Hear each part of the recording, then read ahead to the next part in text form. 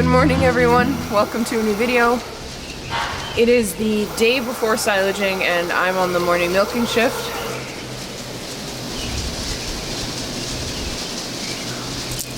So I'm just waiting on some cows to milk out. And I figured I would do the intro to the video while I waited. Yesterday it was a scorcher of a day, it was 36 degrees Celsius. I think it might have felt a little bit warmer than that, but base temp was 36 degrees Celsius, which is insane. The black flies were horrible. I know I was getting bitten. I can't imagine how the cows were feeling yesterday. It was wild, but it's cooled off now this morning. It feels awesome. The sunrise is going to be amazing. You can see the horizon is starting to color up just a touch. Yeah, I should get back to looking at those cows, so let's go.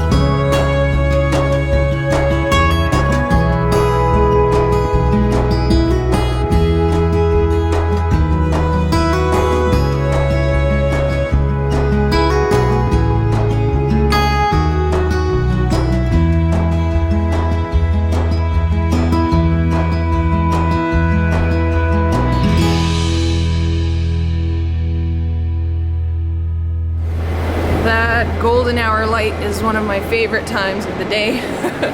It's probably the only reason I do morning milkings, because I'm really not a morning person. But one of our hired hands, Maxime, is milking cows right now, milking group 2, and then I'm going to be scraping out this area so that it's nice and clean for when the cows come back. And we scrape these barns twice a day, every day. And then we bed bust the beds or rotor till them so the sand is nice and fluffy once a day in the afternoon. So that is all clean. And it will happen again this afternoon. So I know somebody asked me if I've ever broken anything with a piece of equipment or run it against anything with a bobcat. I've never straight up like broken anything, but I've definitely bent some things out of shape from running into them, like this. You can tell that it's not straight.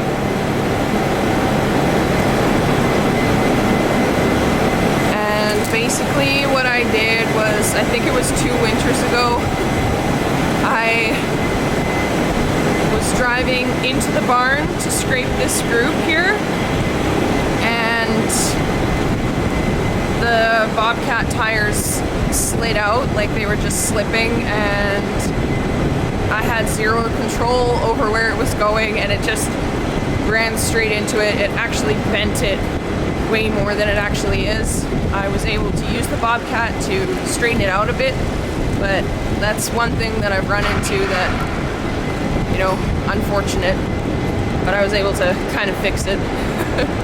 So I'm gonna let these cows back in, and then we're gonna finish milking group 2, and we're gonna dry some cows off as well.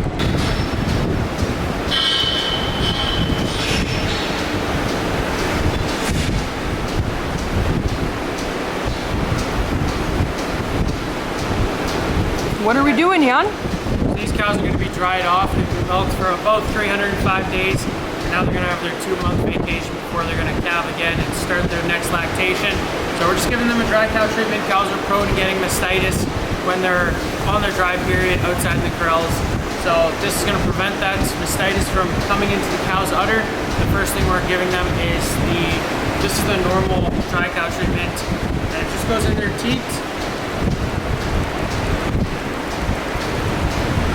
Kind of push it up into her udder, and the next thing we're going to give this lady is a teat blocker. So this is going to seal the teat from the inside, and just squirt that inside as well.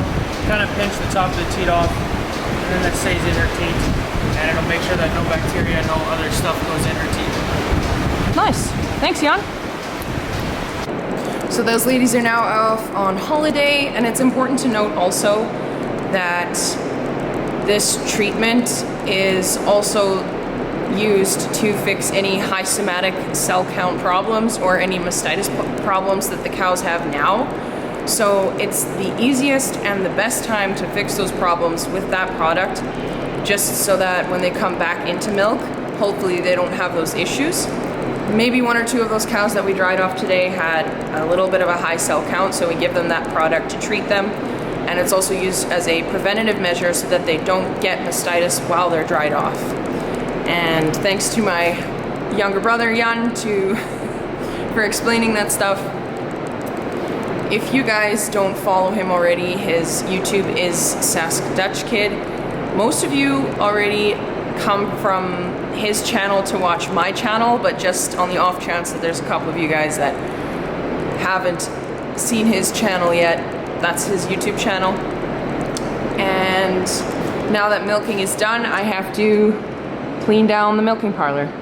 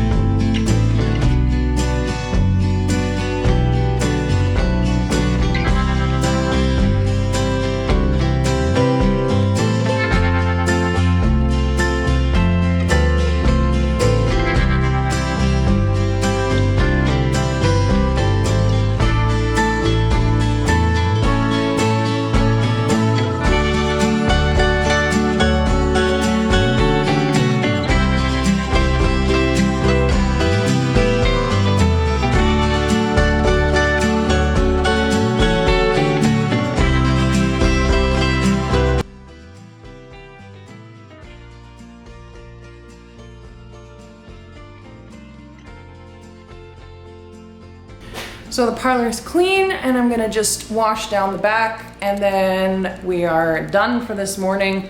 Then I get to go home and nap and come back this afternoon and do it all over again.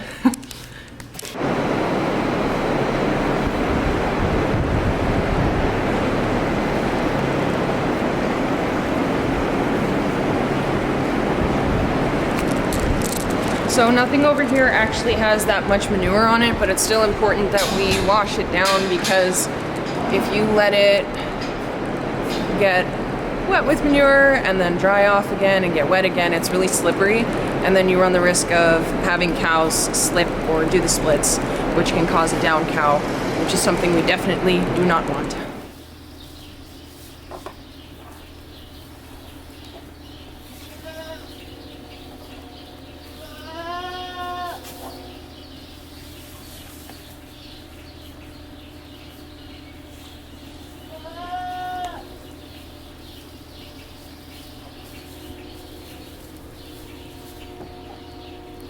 So I'm just out here checking the goats and the horses. That's something that I like to do like a minimum of 3 times a day, if not more. It's usually more. And I can see that Lucy and Gemma have become fast friends. I kind of did that on purpose because they're 2 of the younger does that I have that can be in this group. And then I've got these 3 older does. Shine actually is getting close to her due date. You can see that she is bagging up a little bit and her vulva is starting to swell. So that'll be my next goat that's due for babies. And Batman is also adjusting well. I think the 2 other guys have him on the outs right now. I don't know why. He's got a good pile of hay over there. I don't have enough feeders at the moment to give them all. You're a nibbly fellow, aren't you? Sweetie.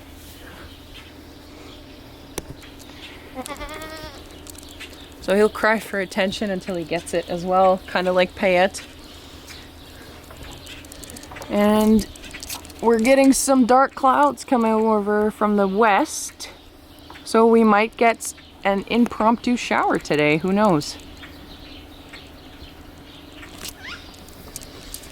But I think that's going to be it for today's video, guys. I hope you enjoyed it, and if you did, please like and subscribe and follow the Instagram and the Facebook. And I will see you guys in the next video. Bye.